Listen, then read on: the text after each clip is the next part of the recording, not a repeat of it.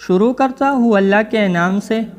جو بڑا مہربان اور نہایت رحم کرنے والا ہے۔ حضرت جابر بن عبداللہ رضی اللہ تعالیٰ عنہ سے روایت ہے کہ انہوں نے نبی کریم صلی اللہ علیہ وسلم کو ارشاد فرماتے ہوئے سنا، جب آدمی اپنے گھر میں داخل ہوتا ہے اور داخل ہونے اور کھانے کے وقت اللہ تعالیٰ کا ذکر کرتا ہے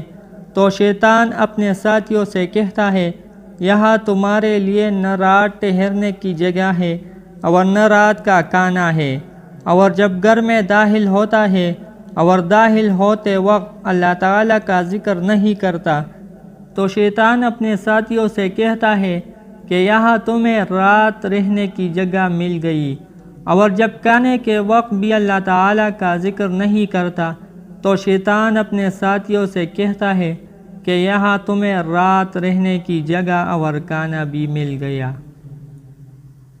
حضرت انس بن مالک رضی اللہ تعالیٰ عنہ روایت کرتے ہیں کہ رسول اللہ صلی اللہ علیہ وسلم نے ارشاد فرمایا،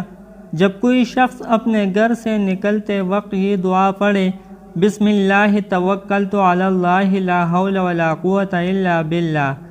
میں اللہ کا نام لے کر نکل رہا ہوں، اللہ ہی پر میرا بھروسہ ہے،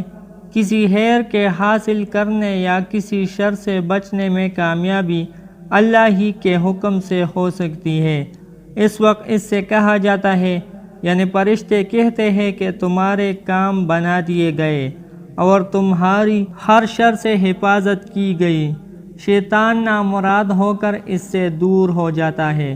ایک روایت میں یہ ہے کہ اس وقت اس کے دعا پڑھنے کے بعد اس سے کہا جاتا ہے، تمہیں پوری رہنمائی مل گئی، تمہارے کام بنا دیے گئے اور تمہاری حفاظت کی گئی، چنانچہ شیاطین اس سے دور ہو جاتے ہیں۔ دوسرا شیطان پہلے شیطان سے کہتا ہے، تو اس شخص پر کیسے قابو پا سکتا ہے جسے رہنمائی مل گئی ہو، جس کے کام بنا دیے گئے ہو اور جس کی حفاظت کی گئی ہو۔ دوستو، اللہ جل جلالہ ہمیں ان احادیث مبارکہ پر عمل کرنے اور اپنی زندگی کو سنوارنے کی توفیق دے۔